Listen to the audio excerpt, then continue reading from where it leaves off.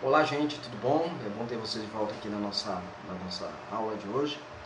Nós vamos hoje iniciar o nosso curso de História da Filosofia. Hoje vamos começar o nosso curso de História da Filosofia aqui, tá bom? Então nós vamos trabalhar hoje o tema Filosofia, ou História da Filosofia, uma introdução à disciplina, que a disciplina Filosofia é uma disciplina bastante importante a nós que estudamos a Escritura, estudamos a Bíblia Sagrada, lemos a Escritura Sagrada, conhecemos a teologia histórica protestante calvinista. E nesse processo nós estaremos estudando alguns pormenores relacionados à história da filosofia. Hoje nós vamos trabalhar sobre o conceito de filosofia e o conceito de cosmovisão cristã, porque ambos os conceitos estão interrelacionados e necessários à compreensão do todo no espectro da filosofia. Ok? Meu nome é João França, você já nos conhece, Deus estenda graça sobre você e sobre a sua vida, ok? Muito bem. Seguindo aqui, a filosofia ela tem sido conhecida, gente, como a rainha de todas as ciências. Qualquer campo da ciência que você conhece estuda um aspecto da filosofia da educação, filosofia da matemática, filosofia da política. Há sempre um aspecto da filosofia envolvido no meio. Então, esse processo é também conhecido como o processo da rainha de todas as ciências, que é a filosofia. Nela, ou seja, na filosofia, se constrói bases fundamentais para a interação com o mundo que nos cerca. Neste curso, nós pretendemos explorar um pouco mais de perto essa disciplina no seu aspecto histórico, ou na história da filosofia. Nós já tivemos um curso sobre introdução à filosofia, quem participou do curso achou interessante. Então, se você gosta do conteúdo do nosso canal, do conteúdo dos nossos desenvolvimentos, então compartilha, divulga, passa adiante para que a gente possa ter um número maior de pessoas, pelo menos no nosso canal no YouTube. E nós estamos com 151 inscritos, né? Para quem não tinha quase ninguém, hoje já estamos com 151 inscritos, queremos chegar à meta de 1000 inscritos. Se você gostaria de se inscrever no nosso canal, você se inscreve no nosso canal é variado, trata vários assuntos. Vocês já viram que nós tratamos disso na semana passada, aqui tratamos de um aspecto teológico, nós agora estamos tratando do aspecto filosófico da fé cristã. Ok? Então, nela se constrói estas bases. Né? Neste curso, nós pretendemos explorar mais de perto a disciplina História da Filosofia. Ok? É claro que a filosofia não se trata de um estudo de matéria concreta. Não se leva o objeto do seu estudo para um laboratório e o disseca em busca das suas propriedades e funcionalidades. Filosofia não é uma coisa para você trabalhar com um laboratório. Você vai para o laboratório, você vai examinar, ver, procurar e tal, examinar as coisas para ter alguma descrição. Não. Filosofia é um elemento mais subjetivo, trabalhando com mais abstrações. Trabalha basicamente com abstrações. Então isso é importante a gente entender sobre a história da filosofia. Mas qual é o objeto do estudo da filosofia? Qual é o objeto de estudo que a filosofia tem como um todo? Né?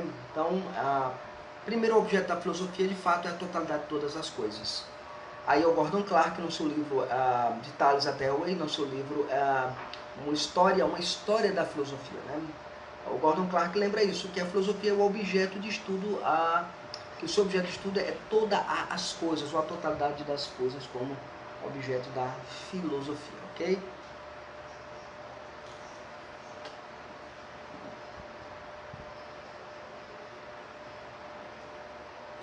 Muito bem, vamos seguir aqui. A primeira questão que a gente precisa levantar no nosso estudo é a questão da definição, ok? Definições necessárias. O que é filosofia? Aí você pode perguntar aí para o seu colega que está do lado assistindo a nossa aula, o que é filosofia?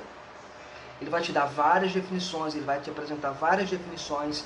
Na escola secundária você já deve ter ouvido muito sobre filosofia, você deve ter aprendido alguma coisa sobre filosofia e às vezes não ter aprendido nada, porque geralmente as pessoas que vão estudar filosofia não entendem muito o que é filosofia. Né? O problema imediato que lidamos a estudar filosofia é buscar por uma definição. Mas a pergunta é, quem precisa de filosofia? Né? Gente, eu entrei aqui nessa página aqui, que é de estudo teológico e tal, e agora tá tendo um doido lá falando sobre filosofia, e tá lá, o cara tá falando sobre filosofia, pra que eu quero isso na minha igreja? Né? Esse é o grande ponto que a gente tem. A filosofia, a live de hoje, Danilo, é sobre história da filosofia. Estou trabalhando sobre história da filosofia, tá bom? Isso mesmo, Ana, ok? Quem precisa de filosofia? O que ela é? Para que ela serve? Né? Para que ela serve? A filosofia, gente, é a ciência das causas primeiras para resolver o problema da vida, que é Padovani no seu livro sobre história da filosofia, o curso que tinha lá na década de 53, esse livro bem antigão, né? Um livro muito bom, por sinal, bem pontuado sobre filosofia clássica, um livro bastante interessante. Então, quem precisa dela e para que ela serve? Quem precisa dela, todos nós precisamos de filosofia, todos nós, já disse isso logo no início, logo de cara. E para que ela serve? Ela serve para a nossa vida diária, resolver os problemas da vida, como foi colocado pelo Padovani, e é importante a gente ter isso em nossa mente, ok? Ok, o que é filosofia no bojo todo? Né? Diríamos que filosofia é o fruto das ideias. E as ideias, segundo o Sproul, no seu livro Filosofia para Iniciantes, ou o nome do livro em inglês é Ideias têm consequências. Esse é o original em inglês, é exatamente ideias têm consequências. Aí foi traduzido como Filosofia para Iniciantes para o português. Ele diz que exatamente isso, filosofia aponta para a ideia de que ideias são perigosas. E ele vai contar vários fatores lá, é bem interessante esse livro, vale a pena dar uma lida nesse livro. O Justin Gardner, no seu livro O Mundo de Sofia, vai dizer que filosofia é a capacidade do homem de se admirar das coisas. O homem se admira das coisas, o homem olha para as coisas e tem uma paixão, uma admiração muito grande pelas coisas. Né? A filosofia pode ser definida como a tentativa de pensar racionalmente e criticamente sobre as questões mais importantes da vida, a fim de obter-se o conhecimento e a sabedoria a respeito delas. Aí o Morelland, né, o J. Paul Morelland, lá naquele livro lá, Filosofia e Cosmovisão Cristã, é um livro muito interessante, vale a pena você também adquirir ele na sua biblioteca, é uma obra fantástica, é uma obra que vale a pena você adquirir. Então, filosofia exatamente é uma tentativa de você pensar de maneira racional e de maneira crítica sobre as questões mais importantes da vida. Então isso é filosofia. Filosofia não é aquilo que te vendem na escola. Filosofia não é aquilo que te ensinam na escola. Filosofia não é essa ideologia, esse viés ideológico que durante muitos anos foi ensinado nas escolas secundárias. Isso não é filosofia, isso não faz parte do nosso espectro na nossa aula de hoje, nas nossas lives que nós vamos ter aí sobre filosofia aqui nesse mesmo canal, tá bom? Ok? Muito bem. Eu primeiro preciso considerar o termo filosofia e a sua definição. Né? O termo filosofia, o que quer dizer? O Luiz Saião, no seu livro Cabeças Feitas, Filosofia para Cristãos, né? Ele vai dizer o seguinte, que a filosofia quer dizer amigo da sabedoria. É o amigo da sabedoria. Para ele é amigo da sabedoria. Então, você gosta de filosofia? Você então ama o saber, você é amigo do saber, você caminha com o saber, você gosta do saber. Né? É alguém que tem uma paixão pelo conhecimento, por saber as coisas, ok?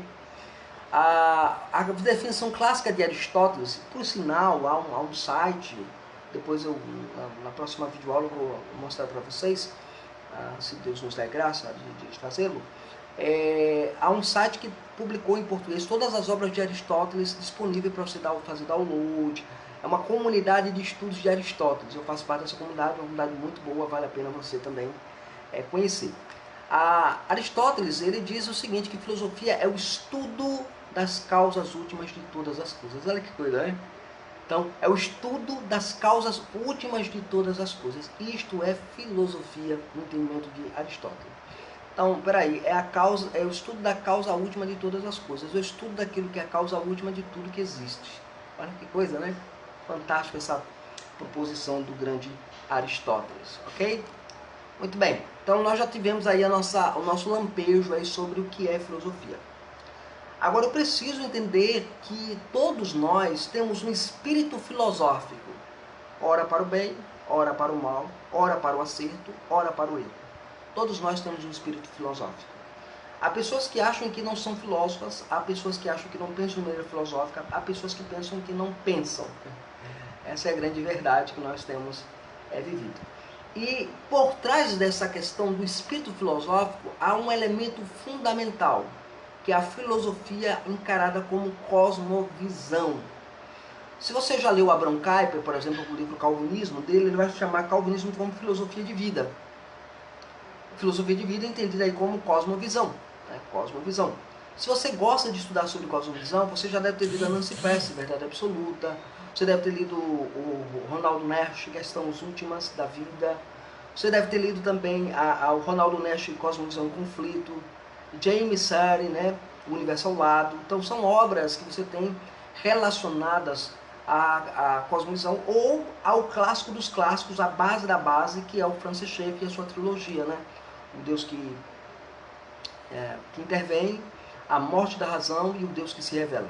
A trilogia clássica de Schaeffer é importantíssima. Ela eu diria que é afundante para a compreensão da filosofia calvinista. Né? Então, se você quer entender a filosofia calvinista, você precisa conhecer a obra do Schaeffer. Você precisa conhecer a obra do Schaeffer. E aí você vai ver as derivações disso, né? Aí Abraham Kuyper, o Ronaldo Nash, o próprio Gordon Clark, e você vai ter vários outros eruditos, o Cornelius Van Til. Então você vai ter um espectro muito amplo na questão da cosmovisão, ok? Que os clarkianos vão chamar de escrituralismo, né? Também os vantilianos também vão acabar entrando também na ideia de ser uma apologética, uma cosmovisão a partir das escrituras, como fonte das escrituras. Mas aí tem uma divergência muito grande entre esses dois grupos. Eu não vou entrar nessa discussão porque não me cabe entrar nessa discussão aqui. O meu ponto aqui é informar a vocês sobre esse aspecto chamado espírito filosófico, conhecido como cosmovisão, ou filosofia como sendo uma cosmovisão, ok? Muito bem, filosofia, uma cosmovisão. Filosofia também se relaciona com aquilo que nós chamamos de cosmovisão. É claro que ela tem sido classificada como estilo de vida ou filosofia de vida, como diz Clarke na sua obra lá já mencionada, de Tales Dalloway, uma introdução à história da filosofia. Né? Um livro muito interessante, vale a pena ler. Ou também conhecido como cosmovisão, essa ideia da filosofia de vida. A filosofia de vida é a minha cosmovisão, é a minha maneira de encarar as coisas, ok? Vamos seguir aqui. Cosmovisão, gente, o que é que ela é? Cosmovisão é um conjunto de crenças, preste atenção nisso aqui é importante. Nós estamos vivendo a batalha cultural do século, né?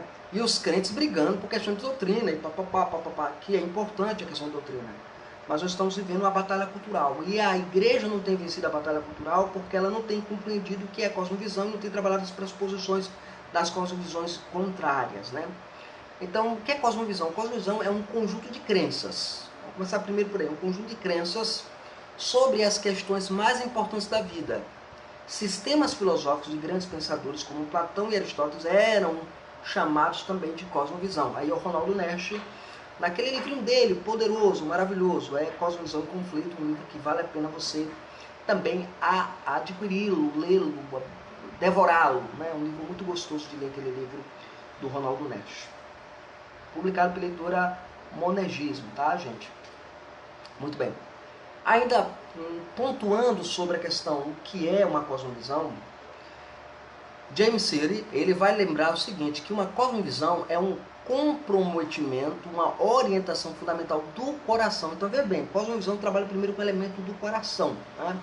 Que pode ser expressa como uma história ou um conjunto de pressuposições, conhecidas como hipóteses, que podem ser total ou parcialmente verdadeiras ou totalmente falsas, que detemos, né, consciente ou subconscientemente, de maneira consistente ou inconscientemente, né, sobre a constituição básica da realidade e que fornece o alicerce sobre o qual vivemos, movemos, possuímos o nosso ser. James Siri, no seu livro, o Siri, né, a gente chama de Siri, né, James Siri, no seu livro O Universo ao Lado, ele traz essa definição bem interessante. Agora, eu olho para a cosmovisão como o óculos que eu uso. Se eu tirar esse óculos, eu não consigo enxergar nada que está na minha tela. Está tudo embaçado. Eu vejo um vulto.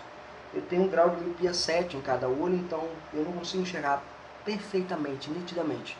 Eu preciso do óculos para enxergar nitidamente. Ok? Eu preciso do óculos para enxergar de maneira nítida.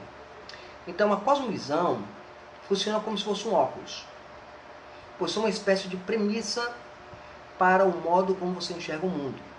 Ronald Nash nos lembra que os óculos corretos são capazes de nos oferecer um foco mais claro. Se eu pegar um óculos que tenha um grau menor que o meu, eu não vou conseguir enxergar com nitidez e clareza as coisas. Se a sua cosmovisão ela é uma cosmovisão baseada em preceitos errados e equivocados sobre Deus, o Evangelho, a graça e a vida, sua leitura de mundo será errada. Não terá foco, não é um foco claro.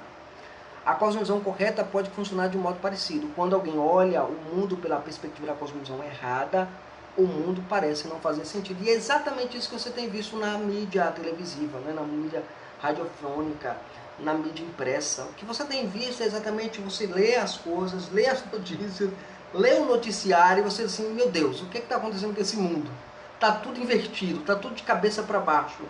Como é que eu lido com isso? No campo da política, você olha para as coisas assim, rapaz, as inversões de papéis presentes na estrutura da sociedade, na estrutura da família, na estrutura da igreja. Então, estes elementos, eles são cosmovisões que estão permeando a mente do povo de Deus, da igreja de Cristo, da igreja do Senhor Jesus, mas também de toda a nossa sociedade como um todo. Eu estou falando como brasileiro para a nossa sociedade brasileira.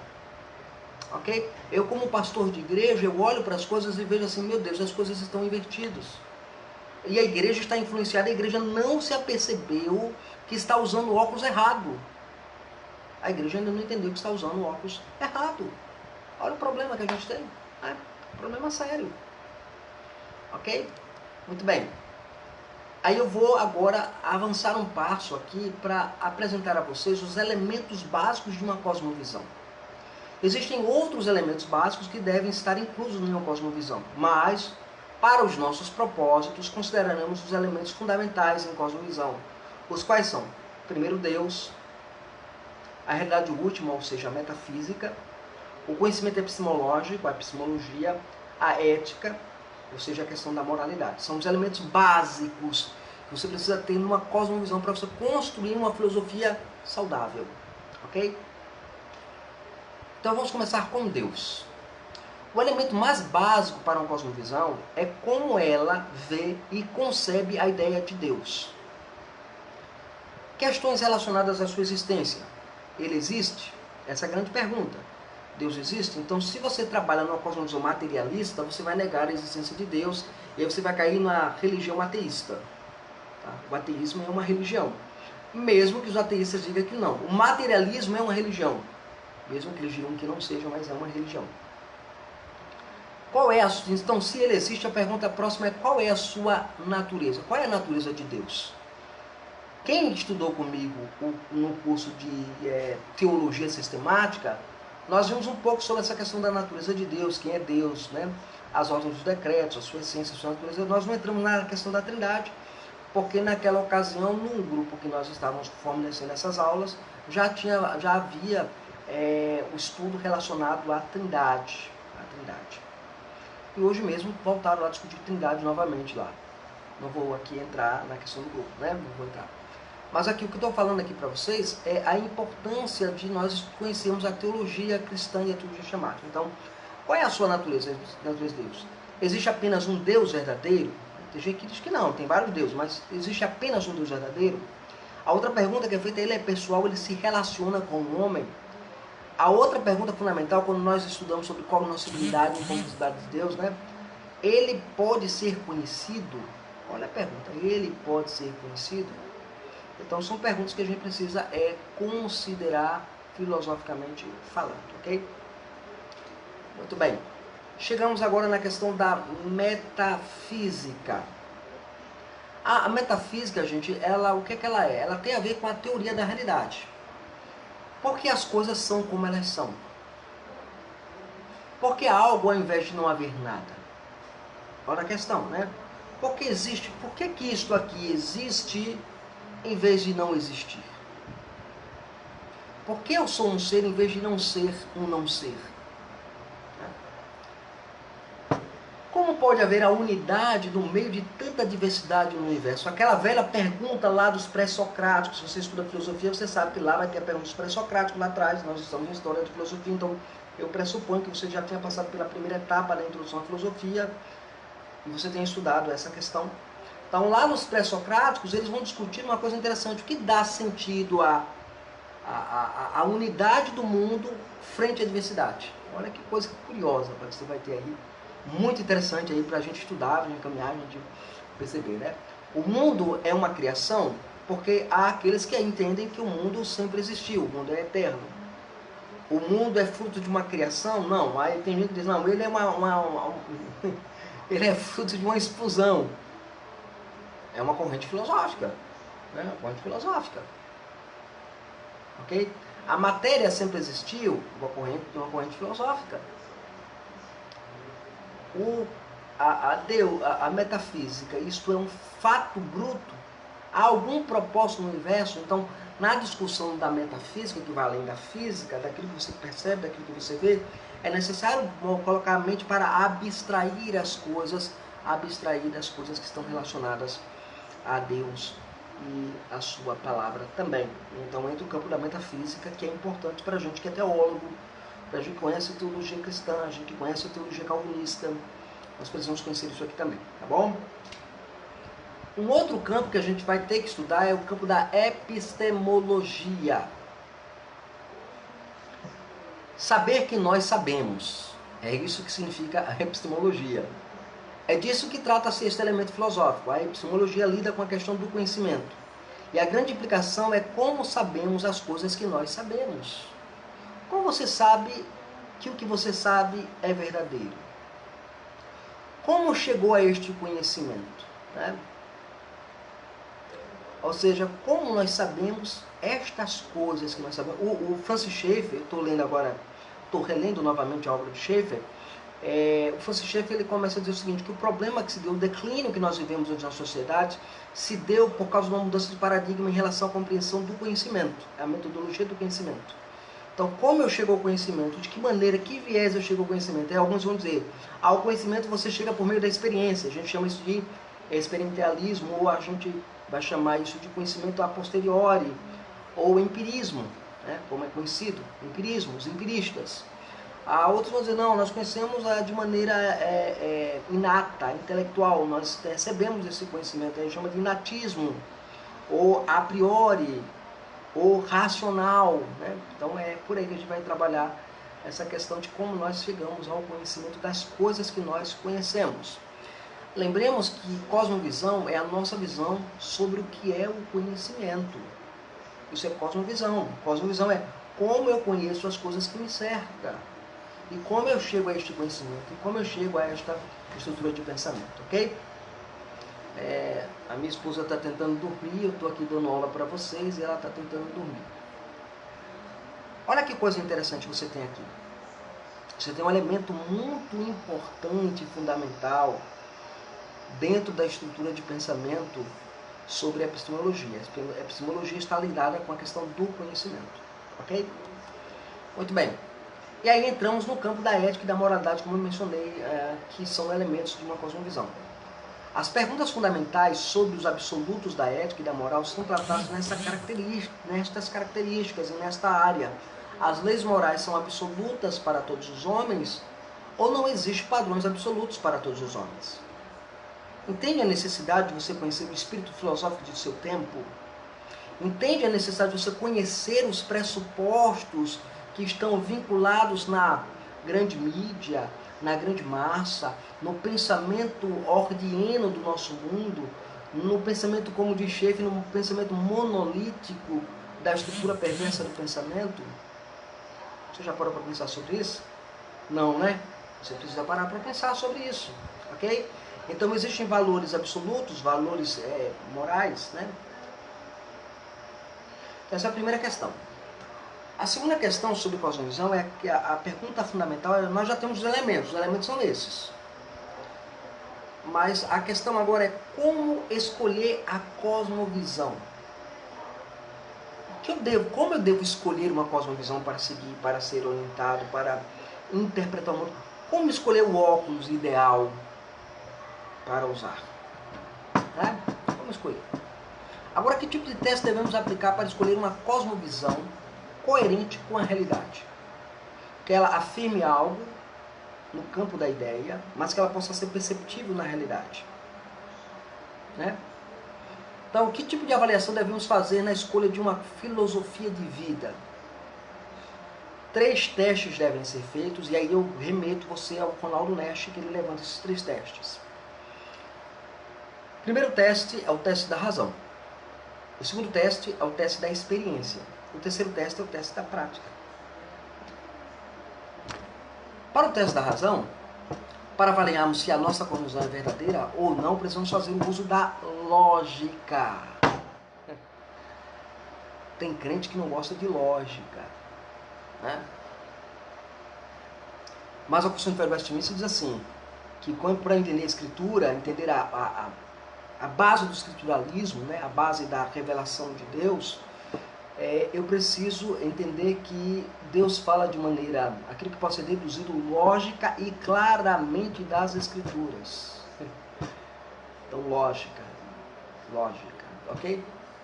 Então, uso da lógica. De modo particular, devemos usar a chamada lei da não contradição, que será estudada mais adiante com mais profundidade, ok? Então, primeiro a lei da não contradição. É a lógica. O que ensina a lei da não contradição? Você pode perguntar. Peraí, pastor, mas o que significa? O que ensina a lei da não contradição? Bem, a lei afirma que pode ser qualquer coisa, não pode ser tanto B como não B ao mesmo tempo e no mesmo sentido. Por exemplo, uma bola não pode ser redonda e quadrada. A bola não pode ser redonda e quadrada. A presença de uma contradição é fatalmente um sinal de erro no sistema conceitual. Tem gente que, não, aqui é um paradoxo, uma contradição aparente. Não, se tem contradição, é contradição. Ok? É contradição. O outro teste é o teste da experiência. Para eu abraçar uma cosmovisão, eu preciso fazer o teste da experiência. A experiência humana também pode funcionar como um teste para crenças de uma cosmovisão. Por exemplo, nenhuma pessoa acredita que a Terra é plana. Na verdade, há alguns que acreditam que a Terra é plana, pois a nossa experiência demonstra uma outra realidade. É o que nos parece.